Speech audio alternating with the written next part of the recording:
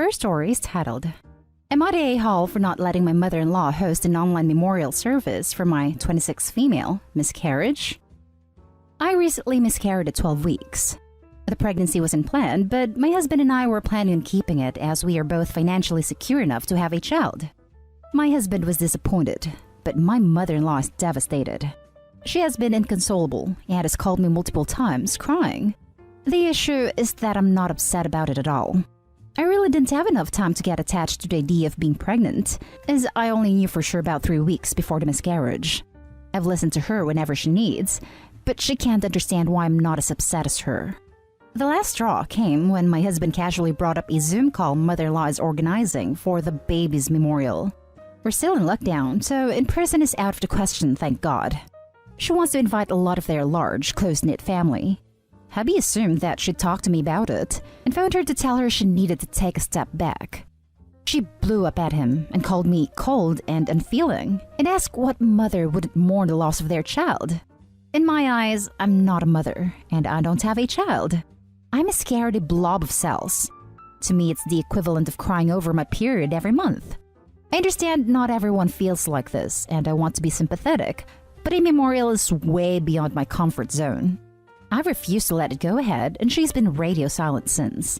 Husband is beyond stressed already from dealing with her, and I think her grieving needs to take a backseat for a while. Am I the a-hole? Edit. Since some people ask for info, mother-in-law had fertility issues. Husband is her only child, and she dealt with a lot of early and late-term miscarriages. Now for the top comments. Not the a-hole, and your mother-in-law is weird. At 12 weeks, a lot of couples haven't even told family about the pregnancy yet, as miscarriages are so common in the first trimester. Plenty of women miscarry without ever knowing they were pregnant. Having a memorial service for a 12-week pregnancy is not a thing. I'm sorry you and your husband are having to deal with this. Glad you're doing okay. When/if you get pregnant again, you might want to keep the information yourselves until 6 weeks or so. Yeah, we stupidly let her know as soon as we did. She knew for about 3 weeks and had already started buying baby items. Lesson learned for sure. Not stupid. You had no way of knowing she would react this way. Not an a-hole. I was going for no a-holes here, until she insulted you for not grieving like she wants you to. Yeah, that conversation was beyond rude. I don't think she knows I heard it though. Not an a-hole. I get that she wanted to be a grandma, but holy cow. She's imposing something on you that you don't want. You had not bonded to the baby at all yet. Hosting a memorial against your will is downright creepy. It's good your husband is backing you up. Yep, she needs to take a step back. Not a-hole. She's out of line. OP, I say this gently. You have a slight husband problem too.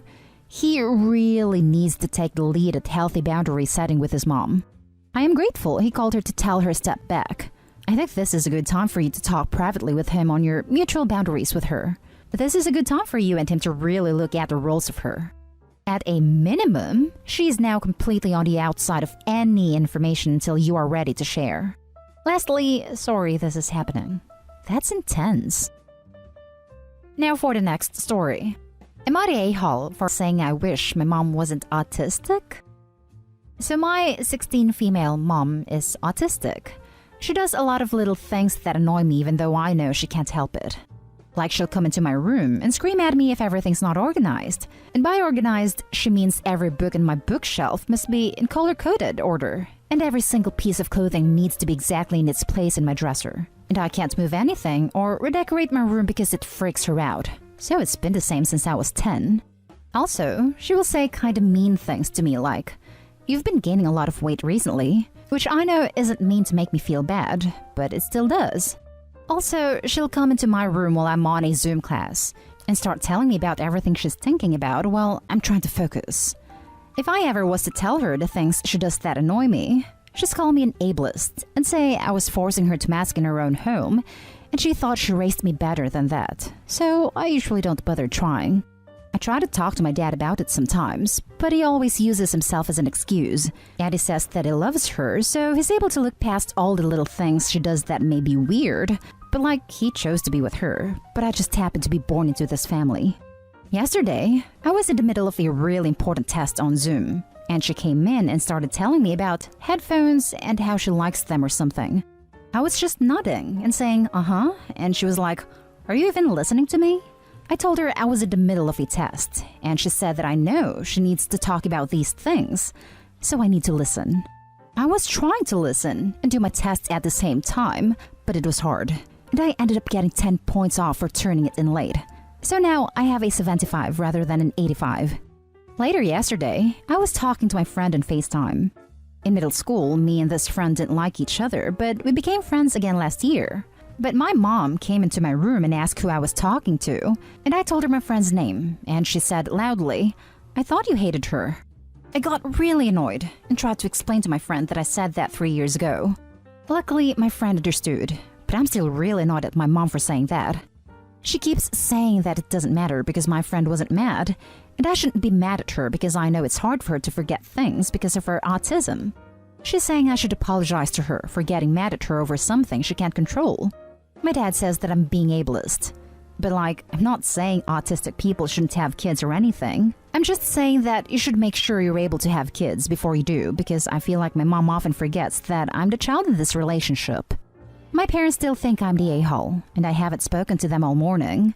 Am I the a-hole? Not the a-hole. Being autistic doesn't excuse the things your mom is doing. It may explain some of them, but they aren't excuses. Your mom is an adult, and I'm assuming she's known about her autism for a long time.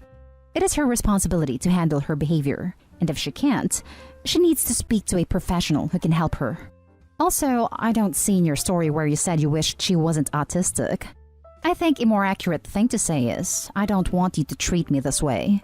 It is possible to be a decent person with autism, and frankly, some of this seems more like a personality problem that she's using autism to hide behind. I don't know all that much about autism. Can somebody help me out here? Most of this doesn't sound like autism to me. It sounds like boundary stumping by someone who has been enabled their whole life with a side of autism. For example, I don't understand why an autistic person wouldn't understand these are my school hours, I cannot talk from 8 to 2. That sounds like a super clean routine that would be easy to establish, as long as the person wasn't just a boundary stumper. I'm autistic. I would never behave like your mom does. Your mom is an a-hole, and so is your dad. He's looking past her quirks and ignoring that she is in fact abusing you. Shouting at you for not having your bookshelf in order? Not okay. Sabotaging your test? Not okay. I'm actually kind of concerned because she does not behave like a functioning adult should. Do you have a school counselor you can talk to about this? Her diagnosis is 100% irrelevant. She's screaming at you for invalid reasons. She's sabotaging your schoolwork and potentially your health and your future. If she wants to be a good mom, she'll take the help she needs to be that. Not the a-hole. Next story is titled, "Am I the a-hole for telling my daughter it's her fault that her babysitter quit?" I have 3 kids, 6, 4, and nearly a year old.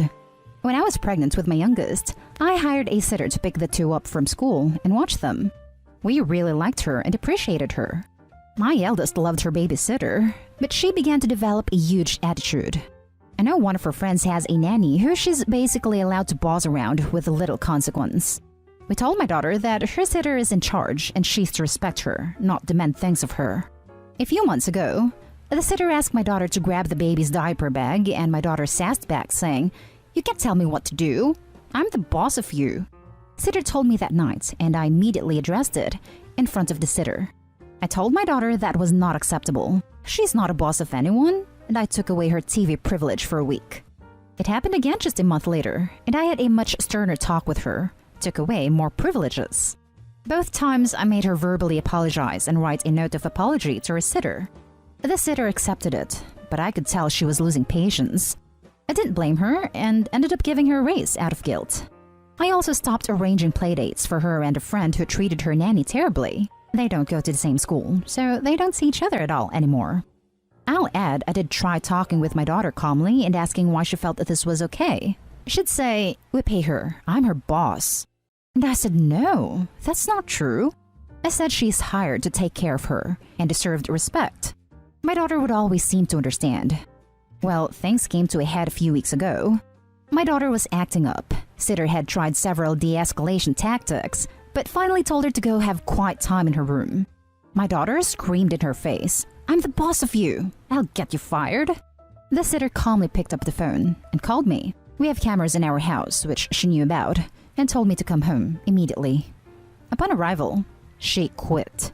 Nothing I said or did could make her stay, and I understood. I was furious with my daughter and let her have it. She had several things taken away from her, and she didn't do anything remotely fun until recently. This whole thing has left us in the bind. Luckily, the school that my younger two go to is open later, so I can pick them up when I get off work. I have been scrambling to find a new sitter, but in the meantime, I got my daughter into an after-school program. Because there's no more sitter, there's no one to take her to her swim class.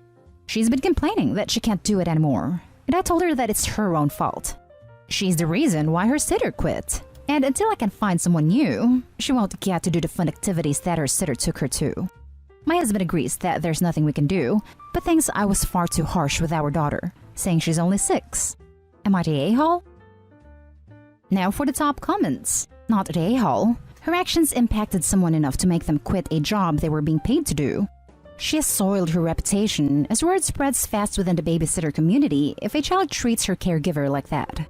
I imagine this wasn't 3 isolated events, but more like it was happening way more frequently, but those 3 times were when babysitter was at her last straw. The consequences before didn't work, and now the impact of her actions is bothering her.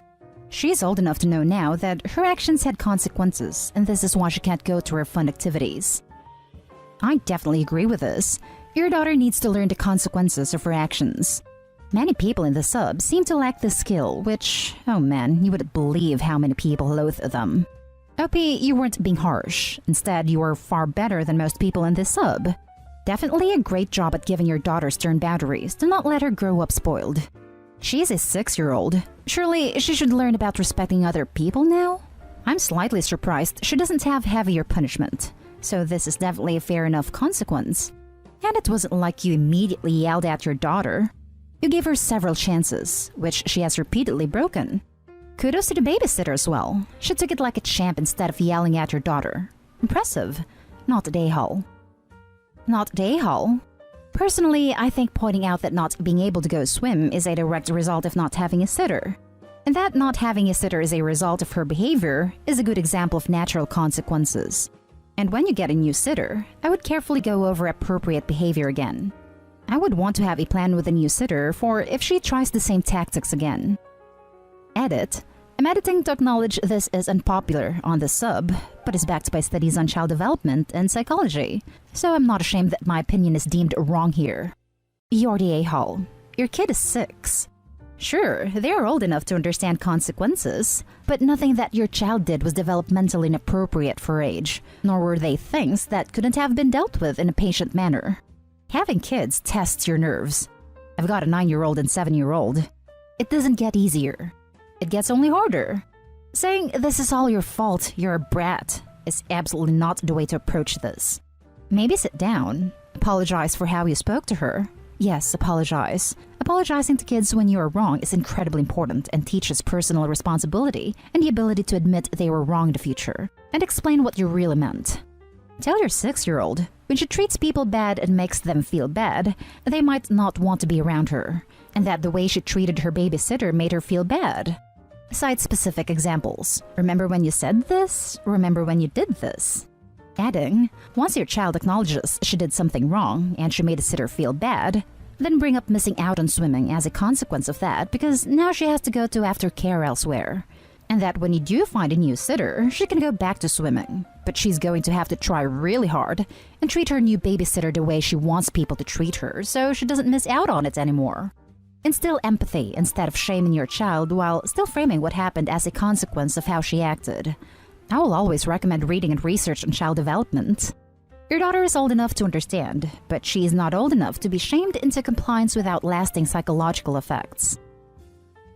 Now for the last story. Am I the a-hole for arguing against dropping the step from titles in my step family?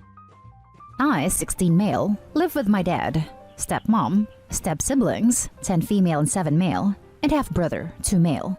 My dad and stepmom got married 7 years ago. 7 male was an infant at the time. They never wanted to consider us a step-family, but that's how I've always felt. Her kids feel different because they were younger and don't remember life without me and my dad, while I remember life without them clearly. I also think they love the idea, while I just don't feel that way about them.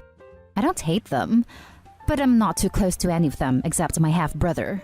He's in a tight spot since 7 male dislikes him for taking the spot of the baby, and 10 female wanted a sister, so has no interest. And I had my mom walk out on me, so I know what it's like to be in a weird spot. So I have bonded with him. I usually call him a brother, but I add a half around my step-family because it would hurt their feelings more if I called him brother, but used the step for them. Anyway, my dad and stepmom sat me down and asked me to consider the way things could be and stuff if I just stop adding step the whole time and call them mom/brother/sister. I said I wasn't going to do that. My dad and I ended up getting heated because he said it was time to accept them as just family, while I told him he had to accept I felt different to the rest of them. He told me it was mean-spirited to keep it up after so many years when I know it upsets my step-siblings and him and my stepmom. He told me I'm almost an adult and should be willing to put the feelings of others into consideration if not first, because kids. I told him he can't tell me how to feel, and he called me a jerk. I want to know, am I the a-hole for this? Not the a-hole. You have to consider their feelings, but they don't have to consider yours. Ah, the double standards are strong in your family. Plus, your dad calling you a jerk. Wow, he sounds lovely to be around. Right? What kind of dad uses language like that with their teenage son? They need to grow the hell up and get over it. Not the a-hole, OP. Never let people blame you for their own insecurities or issues. Not the a-hole. The removal of such titles only come with time, and it is entirely up to the individual, in this case you, and when that is, or if it even happens at all. The only people allowing these titles to strain your relationships are them. They're attempting to bulldoze over your feelings and discomfort to give them the sense of a completed whole family unit, when the reality is that can be achieved without it, especially if they simply look into account how you feel about it. There is nothing wrong with being closer to one than the others. In large families, whether blood-related fool or not, it happens. I am one of 7 kids, so it definitely happens, and that is perfectly okay. You cannot force yourself to build stronger bonds with them, not when they are pressuring you, and many of them still sound so young. There is time, but then again, if it never worked out that way and you still felt it the same, that is perfectly okay too. They are in the wrong here, attempting to pressure you into doing/behaving a certain way to appease them, rather than attempting to work through that with you as a family. Take care of yourself and good luck. And that's the end of this video, folks. As always, leave a comment and hit like and subscribe. And if you want more of this content, turn your notification on to get updated on the latest videos. And I'll catch you in the next one. Stay safe.